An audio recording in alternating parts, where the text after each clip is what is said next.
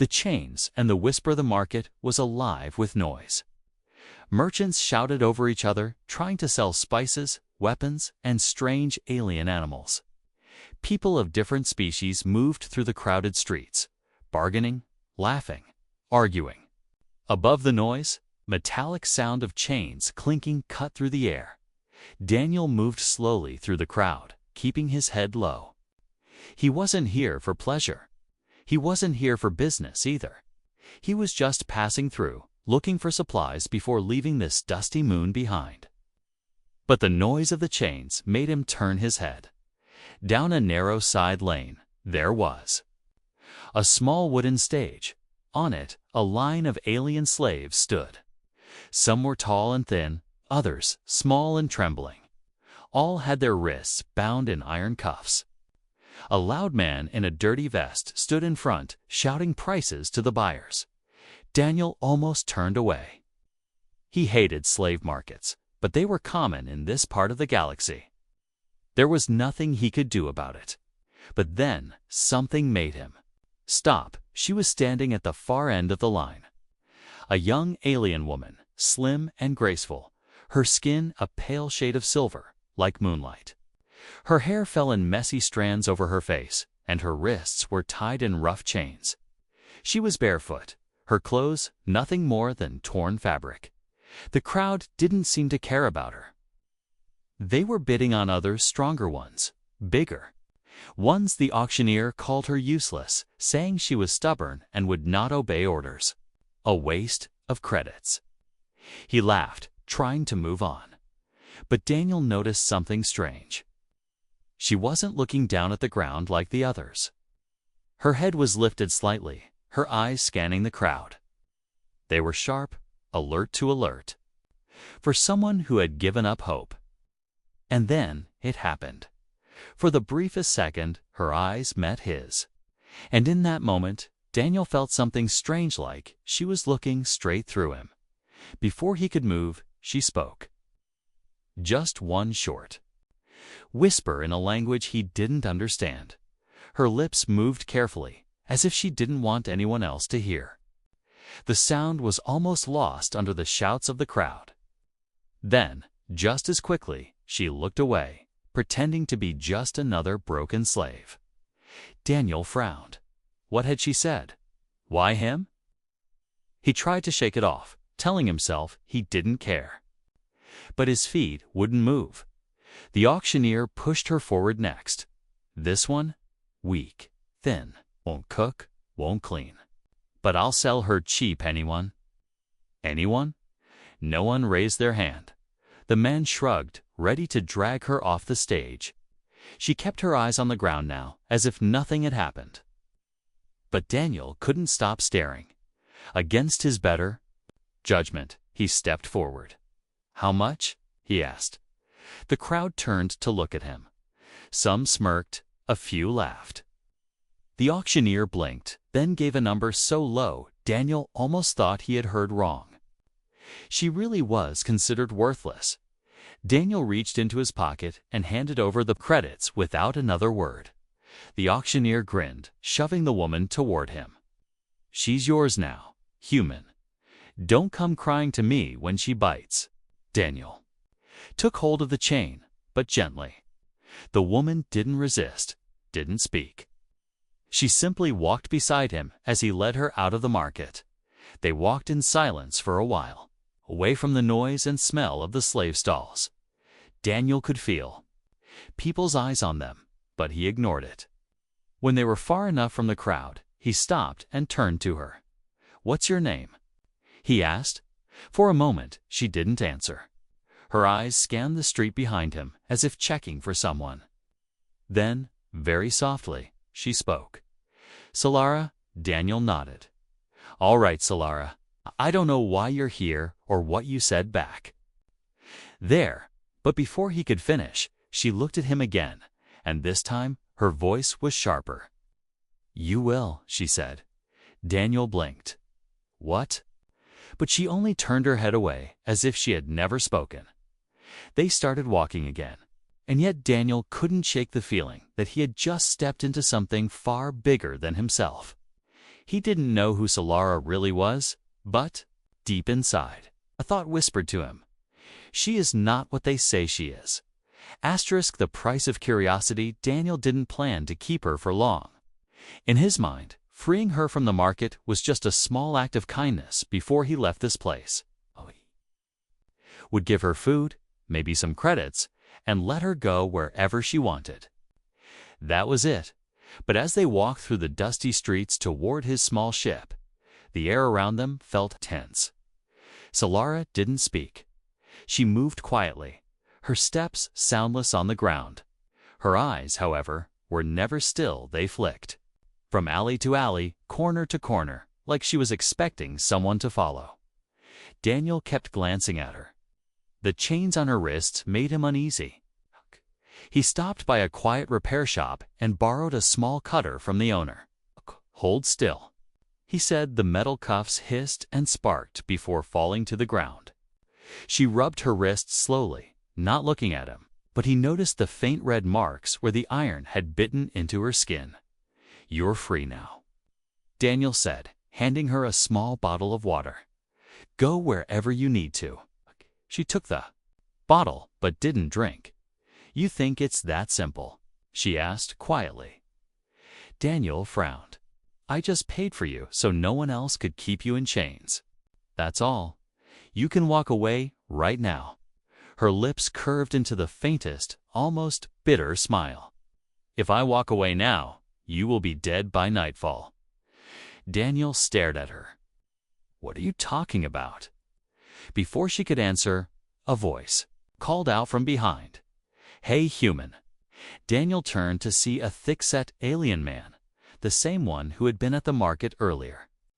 His yellow eyes glowed faintly as he stepped closer. You bought that one? Yes. Why? The man laughed, but it was not a friendly laugh. You must be new here. That girl isn't worth the food you'll waste on her. She doesn't obey orders, doesn't talk much, and every owner who's had her ended up in trouble. My advice, sell her back while you can. Solara didn't even look at the man. She kept her eyes on Daniel, as if waiting to see what he would do. Daniel shook his head. She's not for sale. The alien's smile faded. He stared at Solara for a long moment, then at Daniel. Your funeral, human. With that, he walked away into the crowd. Daniel sighed. You know him? No, Solara said, but Daniel could tell she was lying. They reached his ship, an old cargo hauler that had seen better days. Daniel led her inside, gave her a seat, and poured her a bowl of soup from the small galley. Eat, he said. This time she did, but her eyes stayed on him while she ate, studying him like he was some puzzle she needed to solve. Finally, Daniel sat down across from her. Back at the market, you whispered something to me. What was it? Solara lowered the bowl slowly. A warning. A warning about what? Her gaze was steady. You are in danger because you looked at me. Daniel laughed once, short and uneasy. That's ridiculous, is it? She asked softly. You saw me when others looked away. You asked about me when they told you not to. Now you carry my chain in your memory, even though you cut it off. And because of that, they will follow you. Daniel leaned back, crossing his arms. Who is they? She didn't answer directly. Instead, she said, I was not in that market by accident. Something cold settled in Daniel's stomach. He wanted to ask more, but before he could, the ship's sensor gave a sharp beep. Someone was outside. Daniel checked the monitor. Two figures stood at the edge of the landing pad, pretending to talk to each other, but clearly glancing toward his ship. Both wore cloaks, but he could see the outlines of weapons beneath. Friends of yours?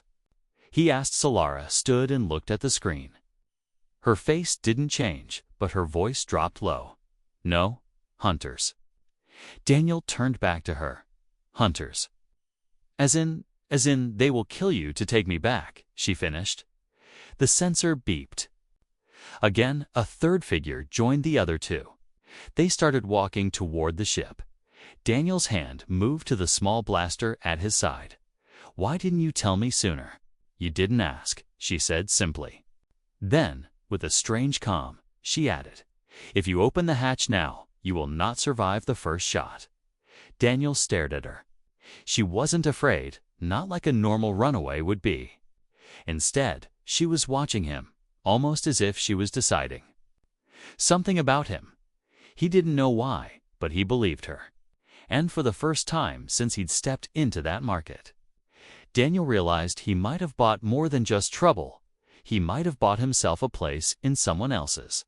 Dangerous story. The hidden mark Daniel didn't sleep much that night. Even after the cloaked figures left the landing pad, he kept checking the ship's sensors every few minutes. Solara had gone quiet again, sitting in the corner like a shadow. She hadn't asked for more food, hadn't moved much at all. Finally, when the silence became too heavy, Daniel spoke. "All right, tell me the truth. Who are you really?" Solara didn't look at him. "You wouldn't believe me. Try me," he said. Instead of answering, she slowly pulled the loose fabric of her sleeve back. Her wrist was thin, marked by the red line where the iron cuffs had been. But above that, on the inside of her forearm, Daniel saw something that made his breath catch. It was a faint design burned into her skin, not by injury, but by skill. The lines curved into the shape of a star surrounded by a ring of flame. He recognized it instantly. Years ago, while running cargo on the far edge of the Orion Belt, Daniel had been stopped by a Xylarian patrol. Their ships carried the same star and flame emblem. It was on their banners, their armor, their coins. And in every archive, it was called one thing: the royal crest of the Xylarian Empire. That empire had fallen years back, torn apart by war. The royal family had been executed at least. That's what the galaxy believed. The last princess was said to have been hunted down and killed during the uprising. But here it was, burned into the arm of a girl the market had called worthless. Daniel's voice was low. "Where did you get that mark?" Solara's eyes finally met his. "I was born with it." A chill went through him. It means, she said, cutting him off, "you are already in danger." "And so am I." Daniel leaned back, shaking his head. "The royal family is dead. Everyone knows that." She gave a small, humorless smile. "Everyone believes that. That was the plan. My father knew the rebellion would reach the palace. He sent me away with a small guard, told me to hide until it was safe. But they betrayed me. They sold me to the chains." She paused, her voice tightening. "I've been passed from one owner to another for years. Every time someone saw this mark, they either tried to use me for ransom or they tried to kill me for revenge. I learned to hide it, to survive." Daniel stared at her. "And the ones outside the ship earlier, they are not the last. There will be more. They've been following me for a long time." He rubbed his temples. "All right, say I believe you. What's your plan? You can't just keep running forever." Her gaze sharpened. "There is a fleet still loyal to my family, hidden, waiting. If I can reach them, the empire can rise again. But I can't do it alone." Daniel felt the weight of her words. This was insane. He was just a traitor, not a soldier. But he also knew that if what she was saying was true, letting her go now would be signing her death sentence. Before he could decide what to say, the ship's lights flickered. A soft alarm beeped on the console. Daniel checked the screen to small ships. "We're approaching fast." Solara was already on her feet. "They've found me." Daniel cursed under his breath and started powering up the engines.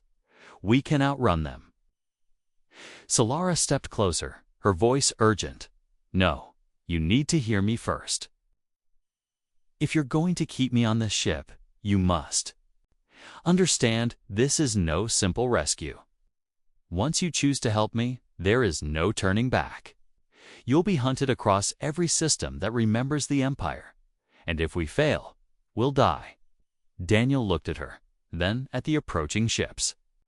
On the screen, they were almost within firing range. "Then I guess," he said, gripping the flight controls, "we don't fail." Solara's expression softened for the first time. Not a smile, but something close. She sat down in the co-pilot seat, her eyes locked on the stars ahead.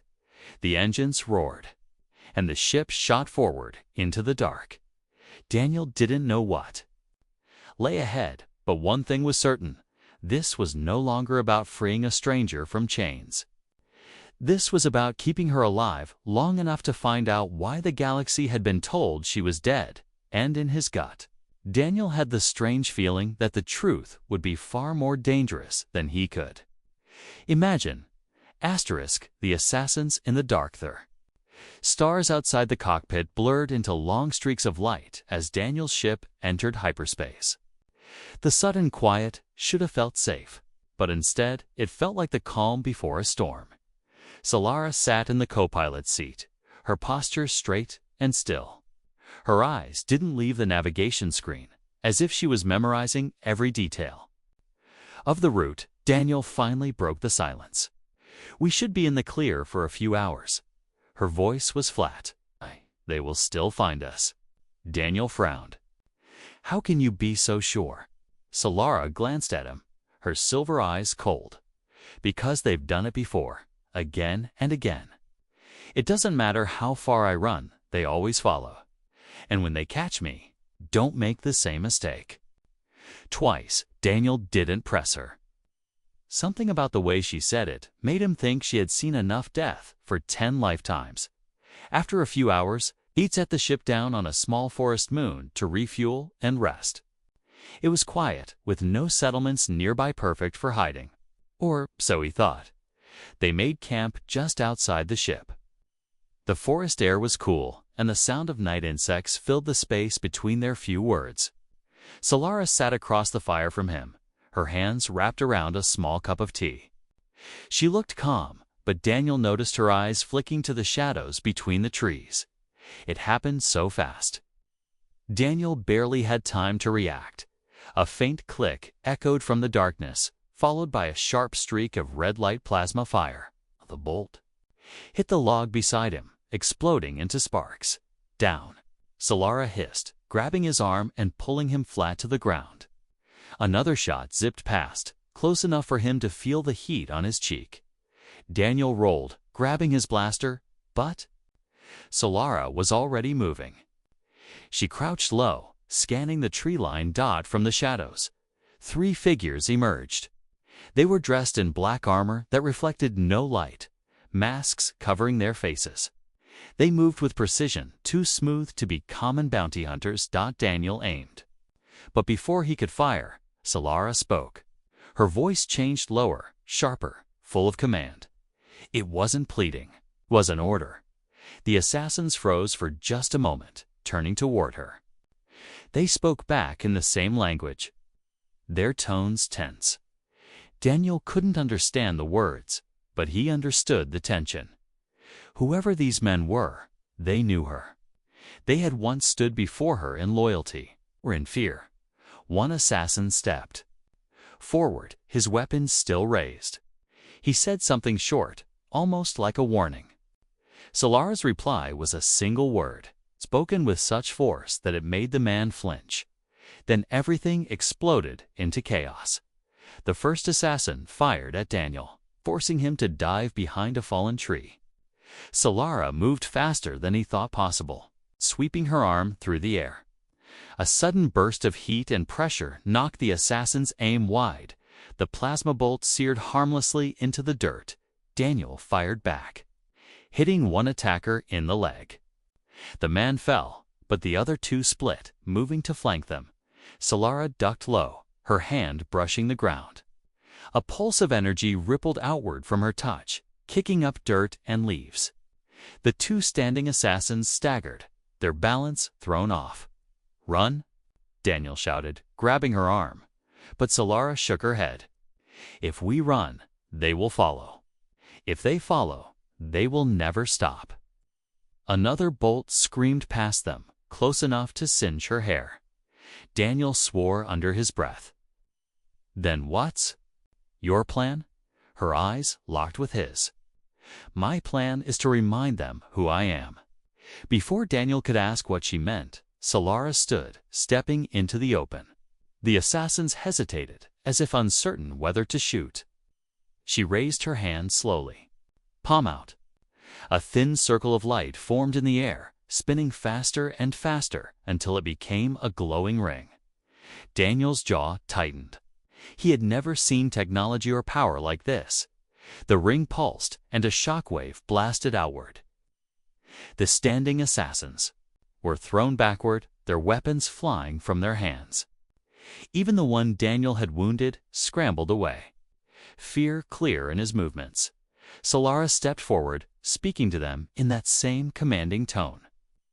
The men hesitated only a moment longer before retreating into the shadows, disappearing into the forest.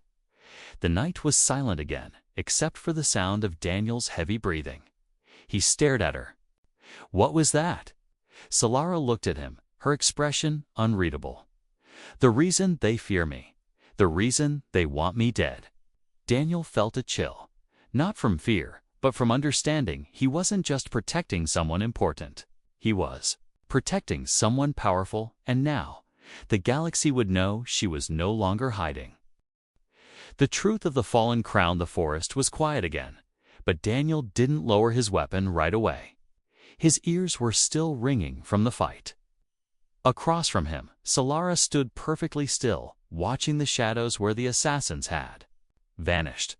Her silver eyes reflected the dying FIRELIGHT. Daniel finally broke the silence. You said they fear you. I think it's time you tell me why. Solara looked at him for a long moment before she moved. She sat down by the fire, pulling her knees close, and spoke in a low, steady voice. I am Solara of the House Heir, she began, daughter of Emperor Kalon, last ruler of the Xylarian Empire. Daniel's breath caught, even though he had already guessed. Hearing her say it made it real, she continued. Our empire was old, but it was strong. We ruled not by force alone, but by promise. We kept the smaller worlds safe from the warlords who roamed the outer sectors. But power invites envy. A group of our own military leaders' men, my father, trusted droves against us. They called it liberation. They told the galaxy we were tyrants. Her eyes darkened. The palace fell in one night. My mother was killed before my eyes. My father, he gave me to his most trusted guard, Commander Arvik, and told him to take me far from the capital. He said I was the last hope of our people. If I lived, the bloodline lived. She paused, her voice catching for the first time. But Arvik betrayed us. He killed the other guards. He sold me to a slaver in exchange for his own life. I was 13 years old. Daniel clenched his fists. That's how you ended up in chains. Yes, she said softly. I hid the crest on my arm. I learned to keep my head down. But sometimes people noticed. They would whisper, or they would try to sell me to bounty hunters who wanted my head as proof for the new rulers. I've been running ever since. She looked into the fire, her face unreadable. Until you. Daniel frowned. Why me? You could have whispered to anyone in that market. Because you looked at me, she said simply. Not at the chains, not at the dirt. You looked into my eyes. That told me you were not one of them. Daniel didn't answer right away. The weight of her story pressed on him. He was just a traitor, someone who had learned to survive by staying out of other people's wars. But now he was sitting across. From the last heir to an empire, the galaxy would kill to either crown her or bury her forever. Finally, he said, you mentioned a fleet. You think they'll follow you? They have been waiting, Solara replied, hidden in the Neber Rift. Old warships, worn and slow, but still loyal. If I reach them, I can unite them. With enough allies, we could take back the heart of the Empire. Daniel leaned forward, and if you don't, her gaze locked on his. Then the Empire dies. And the new rulers will tighten their grip until every free world is theirs. The fire cracked between them. Daniel could feel the choice pressing on him. He could walk away now, leave her to her fate, and maybe save himself. Or he could help her hunt be hunted for the rest of his life. Before he could answer, a faint sound reached his ears. Not footsteps, something higher, thinner. A distant hum. Solara stood at once. They're back. Daniel grabbed his blaster and scanned the trees. The assassins? No, she said grimly. Worse? A faint blue light shimmered through the branches. Then, out of the darkness, a small drone floated into view, its lens blinking red. Daniel fired, hitting it in one shot, but it was too late. They have our location now, Solara said, and they will send more than 3 assassins this time. Daniel's heart pounded. Then we'd better move. Solara nodded, but her voice was calm. Yes, but understand this.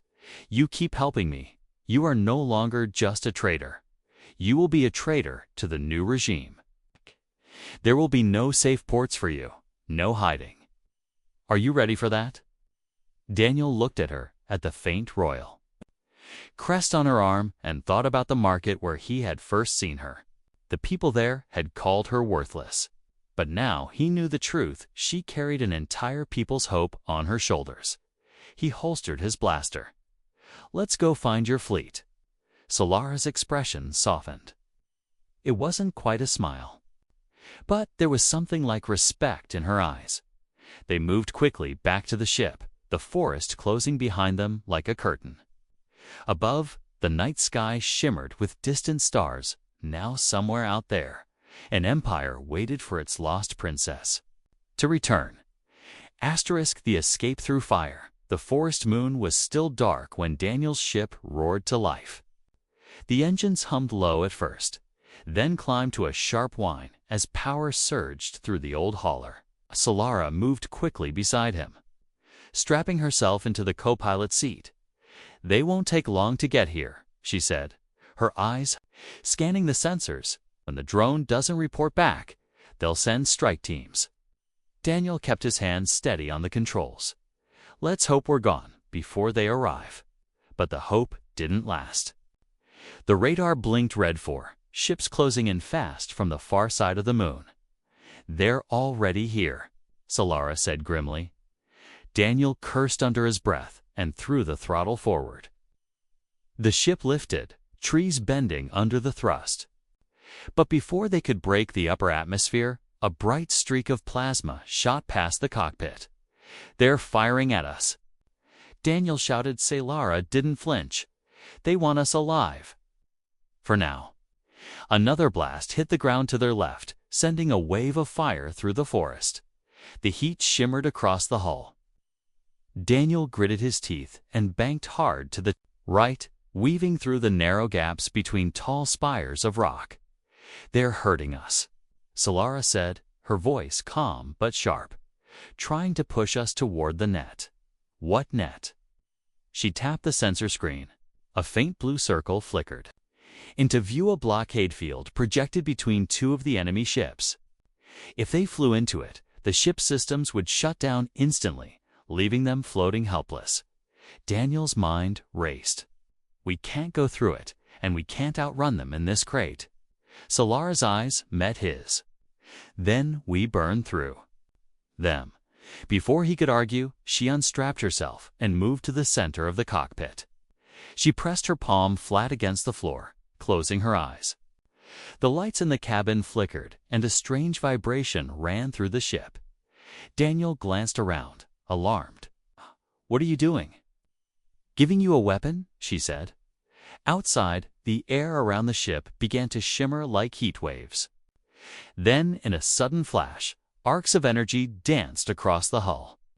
The old hauler now glowed faintly, wrapped in a cocoon of swirling light. Daniel's eyes widened.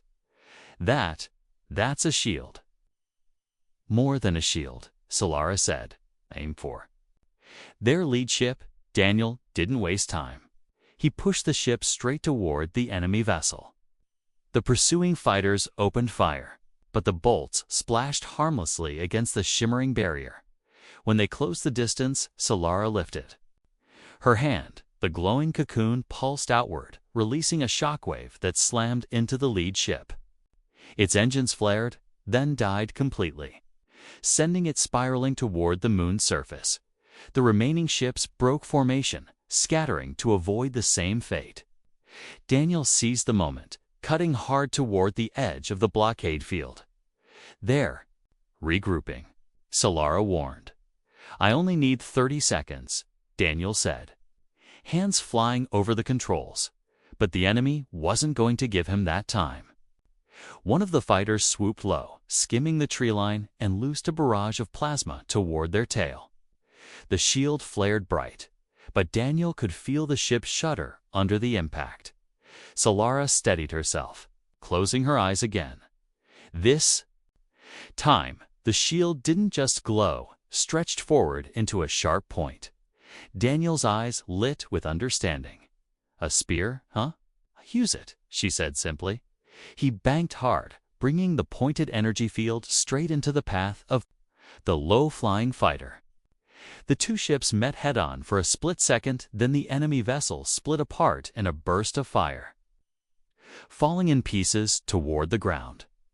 That's two down, Daniel muttered. The last two ships pulled back, firing in wide arcs to try to keep their distance, but Daniel saw his opening. Hang on. He cut the engines for a heartbeat, letting the hauler drop into a dive toward the moon's rocky surface. The enemy fighters followed, thinking he was trying to hide. At the last second, Daniel yanked the controls, sending the hauler shooting upward again. The fighters overshot, and before they could turn, Solara's shield pulsed one final time, slamming into both ships at once. They tumbled out of the sky, vanishing into the burning forest below. Daniel didn't wait to watch them crash. He punched. The throttle and the hauler burst through the moon's atmosphere, climbing into the cold black of space. Only when the stars steadied outside the viewport did he let out a long breath. "Remind me never to play cards against you," he said, glancing at Solara. She didn't smile, but there was a glint in her eyes. "Now you understand why they'll never stop. They don't just fear my name, they fear what I can do." Daniel nodded slowly. "Then we'd better make sure we get you to that fleet before they throw the whole galaxy at us." Solara settled back into her seat, her gaze fixed on the endless stretch of stars ahead. "They already have." The princess returns. The journey to the Neber Rift took 3 days. 3 long, quiet days where Daniel barely left the cockpit. The old hauler's engines groaned every time he pushed them, but they held. Solara stayed by his side most of the time, speaking little, her eyes locked on the stars. On the 3rd day, a thin blue haze appeared on the horizon of space, the edge of the rift. To the untrained eye, it looked like nothing but swirling clouds of dust and light. But Daniel knew better. Inside, the rift was a maze of magnetic storms and debris fields. Without the right path, a ship could vanish forever. Solara touched the navigation console. "Follow these coordinates exactly. The fleet is hidden deep inside." Daniel obeyed, steering the hauler into the swirling mist. The hull groaned as static electricity crawled over it. Flashes of blue light danced across the viewport. The ship trembled with every gust of the rift's invisible winds. Then, just as Daniel began to wonder if this was a trap, the mist broke. Before them lay a vast clearing in the storm, and in it dozens of ships. Old war cruisers, their hulls scarred from past battles, hovered silently in formation. Smaller fighters moved between them like patrol dogs. Their engines glowed faintly, ready for battle at a moment's notice. Daniel let out a low whistle. Well, you weren't lying. The moment they appeared, the nearest warship turned toward them. A voice crackled over the comms. Unidentified vessel, you are in restricted space. Power down and prepare to be boarded. Solara stepped forward. This is Solara Vare, heir to the Xylarian throne. Open your channels to visual. There was a pause, then the channel opened, revealing the face of a stern alien officer with graying skin and sharp eyes. He looked at Solara, then narrowed his gaze. Impossible. The princess is dead. Solara rolled up her sleeve, showing the crest burned into her arm. Her voice was calm, steady, and full of command. I am not dead. I have returned. The officer's eyes widened. He stood straighter, then turned to someone off-screen. Words were exchanged quickly. Moments later, the warship's weapons powered down. The officer faced her again. Forgive me, my lady. Please follow me in. The fleet parted as Daniel guided the hauler deeper into their ranks. Everywhere he looked, crew members stopped to watch. Faces showed disbelief, hope, even tears. They docked with the flagship and the airlock. Opened to a long metal corridor lined with soldiers. Every single one of them knelt as Solara stepped through. Daniel followed a few steps behind, feeling very out of place. This wasn't his world. These weren't his people. But he had brought her here. And that meant something. At the far end of the corridor stood an older alien woman in ceremonial armor. She removed her helmet, revealing silver hair braided tightly against her head. Her eyes filled with emotion as she looked at Solara. My princess, she said, her voice trembling. We thought we had lost you forever. Solara stepped forward and took the woman's hands. Admiral Vera, I am here now. And I bring news our enemies, believe me, still a fugitive. We have a chance to strike before they know the truth. The Admiral's eyes hardened. Then we will strike. The soldiers around them rose, saluting in unison. The sound of boots hitting the metal floor echoed like thunder. Daniel stood at the edge of the moment, unsure what to do till Solara turned to him. This is Daniel, she said clearly, her voice carrying through the hall. He saved me. From the chains, he stood against the assassins. He brought me home. Every soldier turned to look at him. Daniel shifted uncomfortably under their gaze. Solara stepped closer. From this day forward, you are under my protection, Daniel. Wherever I go, you have a place at my side. Daniel gave a small nod. Guess I'm not just a traitor anymore. Solara's eyes softened. No, you are something much more. Later, as the fleet prepared for departure, Daniel stood on the flagship's observation deck, looking out at the warships coming to life. Engines glowed, shields hummed, weapons aligned. This was no ragged band of survivors. This was an army ready to take back what was theirs. Solara joined him, her gaze fixed on the distant stars. The fight will be long, she said quietly. We may lose much before we win. Daniel smirked faintly. Then, it's a good thing I don't like losing.